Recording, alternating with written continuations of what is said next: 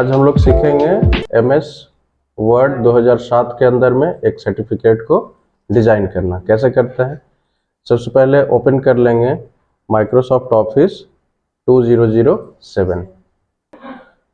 Open करने के बाद सबसे पहले देख लेंगे सर्टिफिकेट का लेआउट किस तरह का है ना, किस टाइप में है, पोर्ट्रेट में है या लैंडस्केप में है ना। तो सबसे पहले पेज का स्टाइल हम यहाँ पे चेंज करेंगे। पेज लेआउट में जाएंगे, इसके लिए ओरिएंटेशन में जाएंगे और लैंडस्केप को सिलेक्ट करेंगे। क्लियर है। उसके बाद यहाँ से जूम थोड़ा सा कम कर लेंगे। कम इसलिए करेंगे क्योंकि पूरा पेज एक बार में हमें दिखना चाहिए, है ना। अभी पूरा पेज लगभग दिख जा रहा है एक बार में। उसके बाद साइज में आएंगे। अब साइज क्यों रिक्वायर्ड होता है? साइज इसलिए चाहिए कि पेपर किस तरह का हमारे पास है। ठीक है, हमारे पास प्रिंटिंग के लिए पेपर किस तरह का है। तो ज़्यादातर बेसिकली जो यूज होता है, ज़्यादातर पेपर जो यूज होता है वो A4 साइज का होता है ना। तो A4 साइज यहाँ पे हम सेलेक्ट कर लेंगे। उसके बाद हम आगे की ओर प्रोसीड करेंगे। उसके बाद इंसर्ट टैब में आएंगे, शेप्स के अंदर में, और रेक्टेंगल को सेलेक्ट करेंगे। ठीक है, सेलेक्ट करने के बाद इस तरह से ऐसे हम इसको ड्रॉ करेंगे, है ना। ध्यान ये देना है कि चारों तरफ ये इक्वली हो, है ना, चारों तरफ बराबर वो रहे।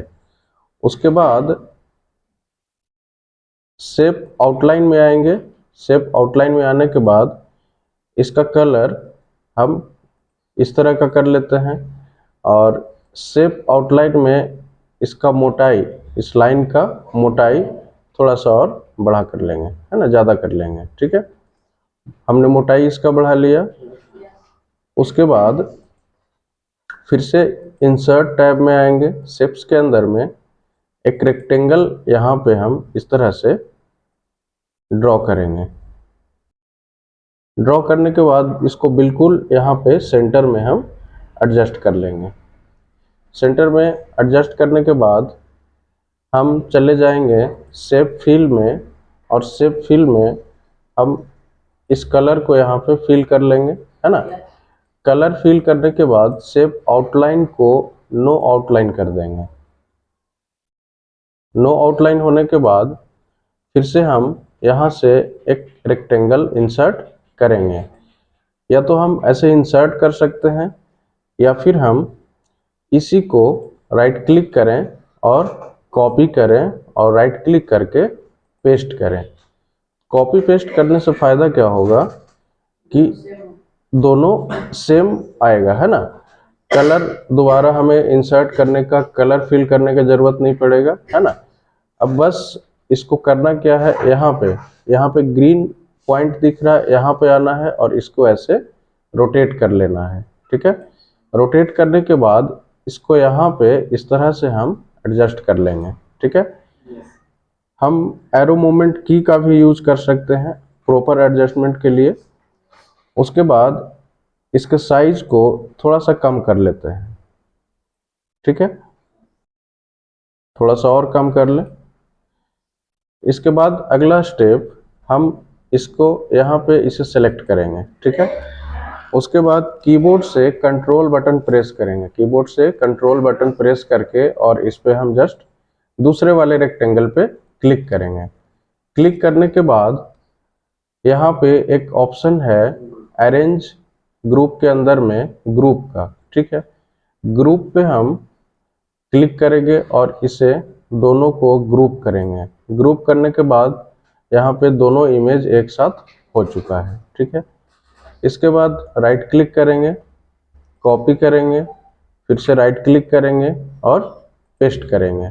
ठीक है, हम इसका शॉर्टकट कंट्रोल C और कंट्रोल V का भी यूज कर सकते हैं।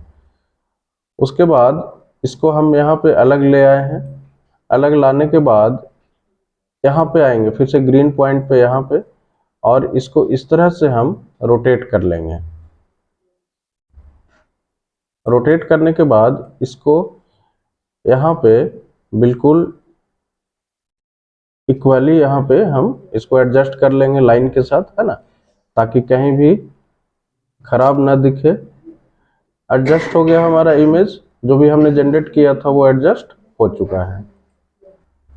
अब हम अगले डिज़ाइन की तरफ चलते हैं। इसके बाद इंसर्ट में आएंगे, शेप में आएंगे और रेक्टेंगल को सेलेक्ट करेंगे, ठीक है। और यहाँ पे इस तरह से हम ड्रॉ करेंगे, ठीक है।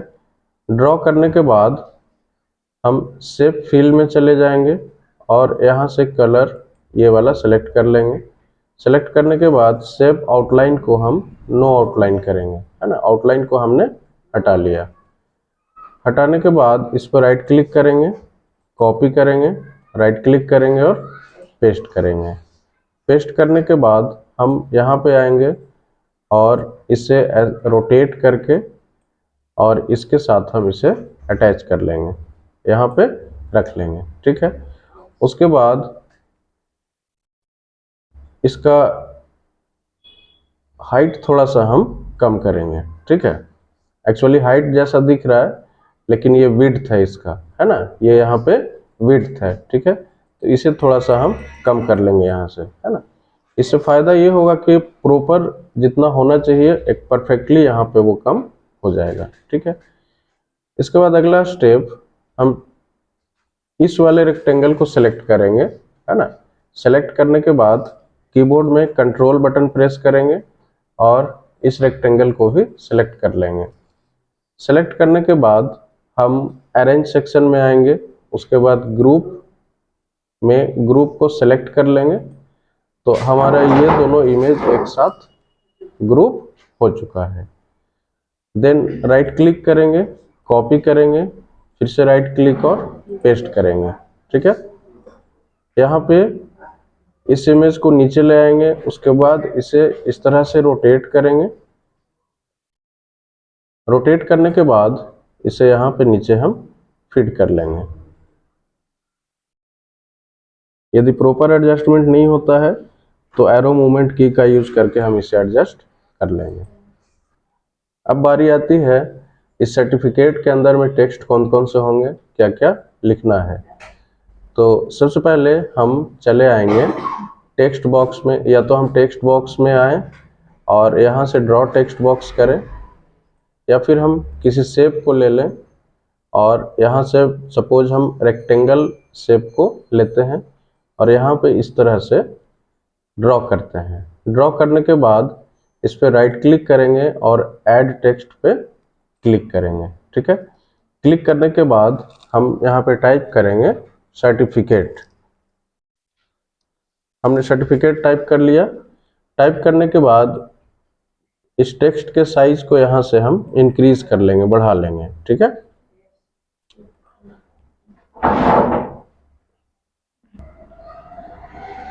इतना करने के बाद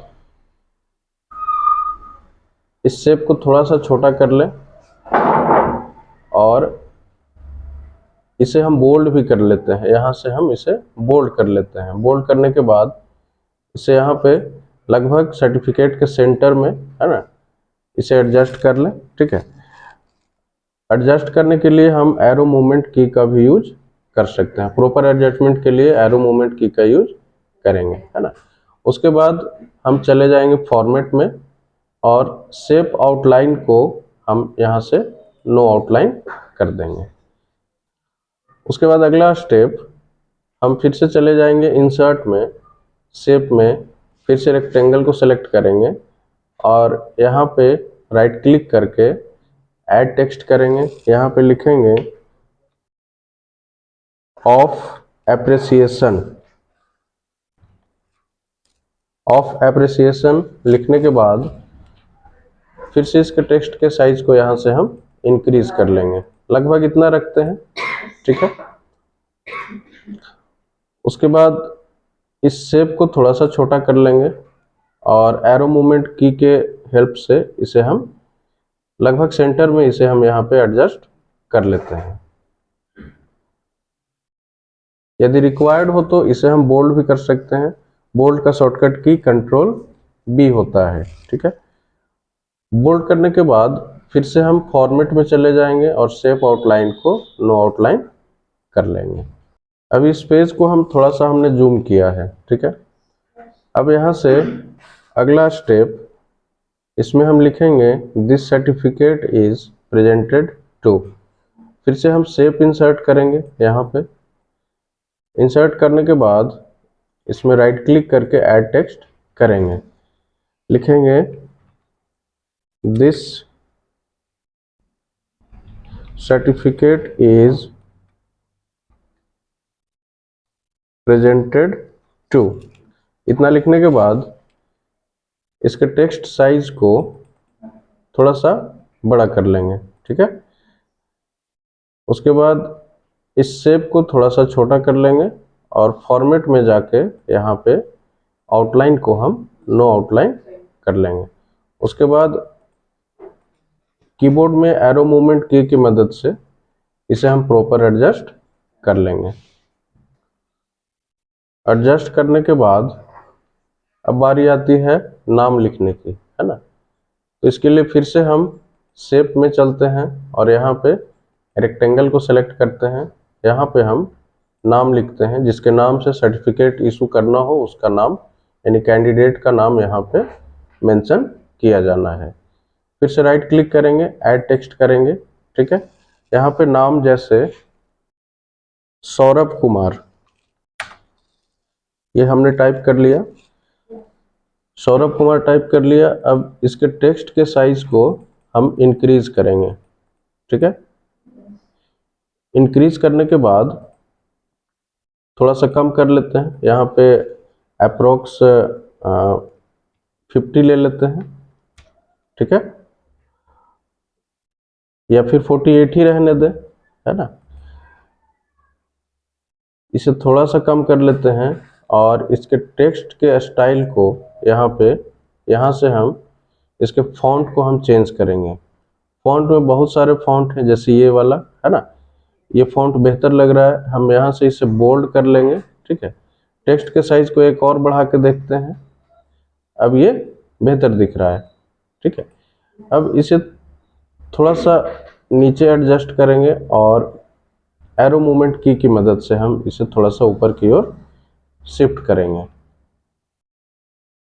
उसके बाद फिर से फॉर्मेट में चले जाएंगे और शेप आउटलाइन को यहाँ पे नो आउटलाइन कर देंगे।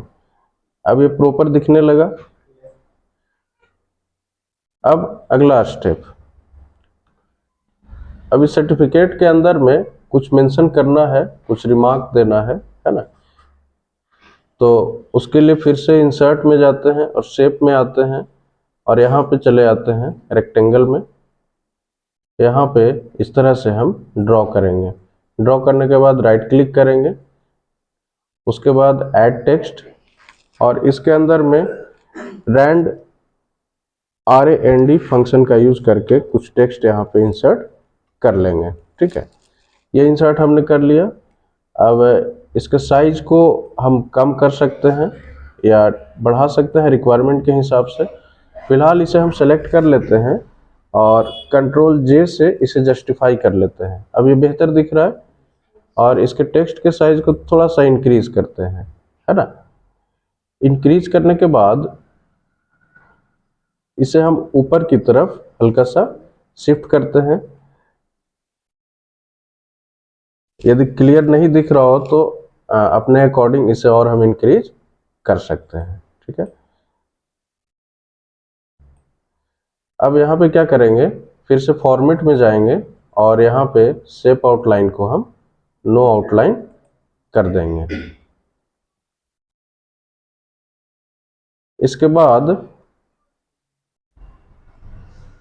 बारी आती है रिप्रेजेंटेटिव के सिग्नेचर का स्पेस बनाने का, है ना। यानी कि जो भी वहाँ पे रिप्रेजेंट कर रहे हो, है ना, जो भी वहाँ के अथॉरिटीज़ हैं उनका सिग्नेचर कहाँ पे होगा उस जगह को क्रिएट करना है। फिर से वापस हम शेप में चले आएंगे, है ना, यहाँ पे, और यहाँ पे राइट क्लिक करेंगे और ऐड टेक्स्ट करेंगे। इतना करने के बाद अब जैसे यहाँ पे किसी का नाम हम लिख लेते हैं। मान लिया कोई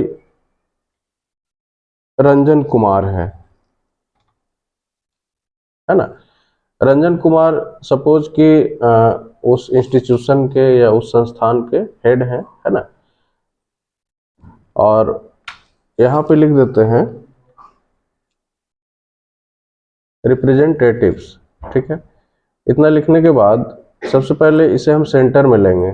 ठीक है, दोनों को सेंटर में ले लेते हैं। उसके बाद इसके टेक्स्ट के साइज को, रंजन कुमार के टेक्स्ट के, इसको हम थोड़ा सा इंक्रीज करते हैं यहाँ पे।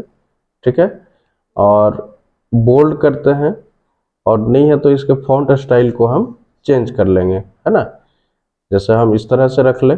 ठीक है, उसके बाद हम रिप्रेजेंटेटिव जो यहाँ पे लिखा है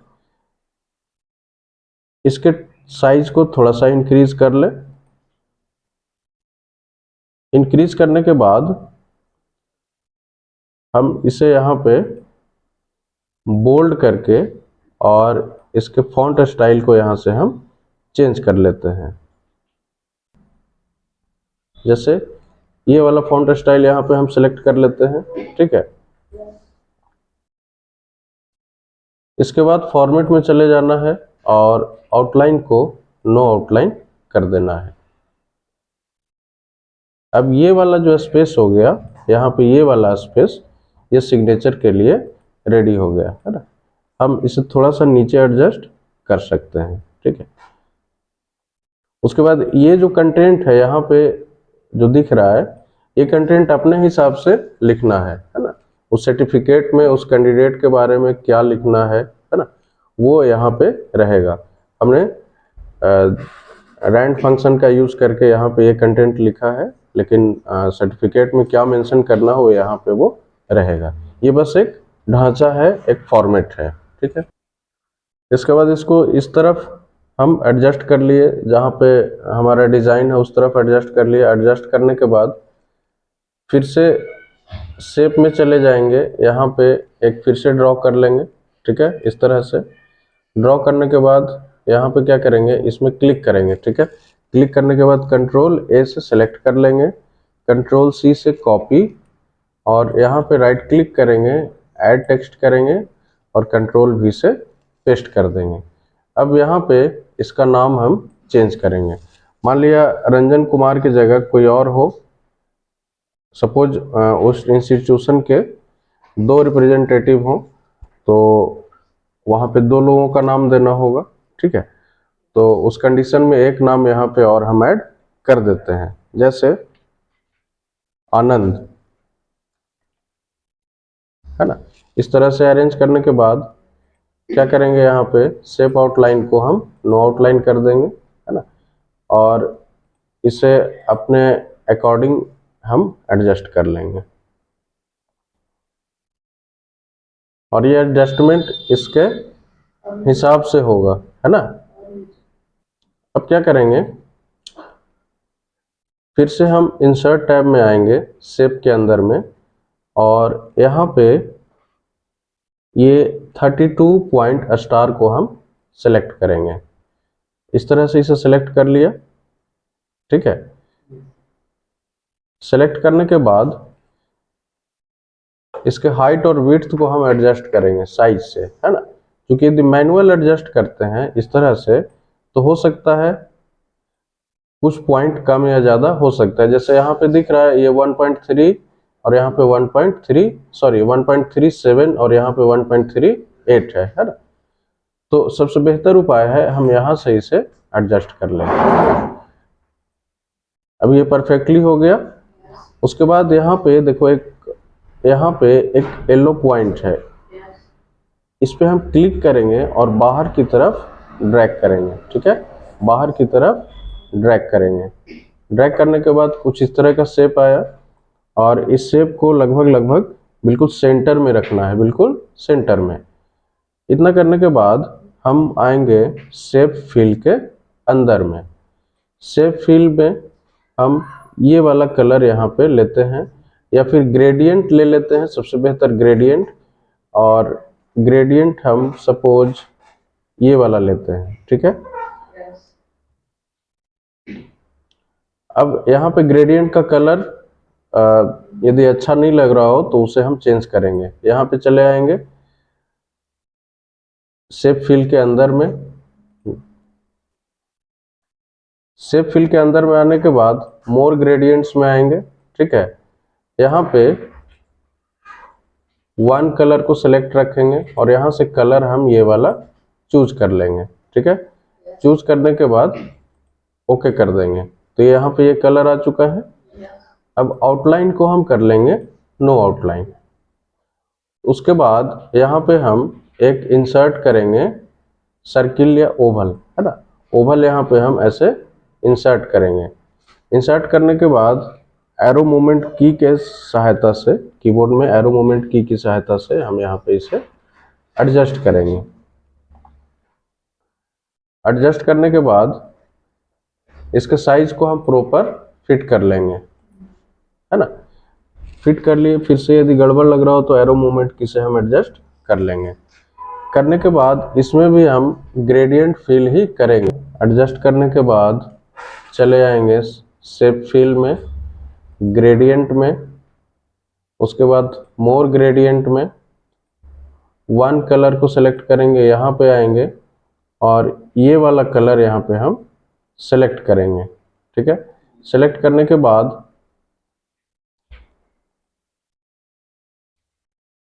इस तरह का यहाँ पे हम थोड़ा सा इसके कलर को लाइट करेंगे, उसके बाद ओके करेंगे। तो अप्रोक्स ये हो चुका है। यहाँ पे आउटलाइन को हम नो आउटलाइन कर देंगे, है ना। तो यहाँ पे इस तरह का डिज़ाइन रेडी हो गया है और ये सर्टिफिकेट हमारा फाइनल हो चुका है ना। इस तरह से हम तैयार करके किसी को रिप्रेजेंट कर सकते हैं, किसी कैंडिडेट को, किसी छात्र को दे सकते हैं।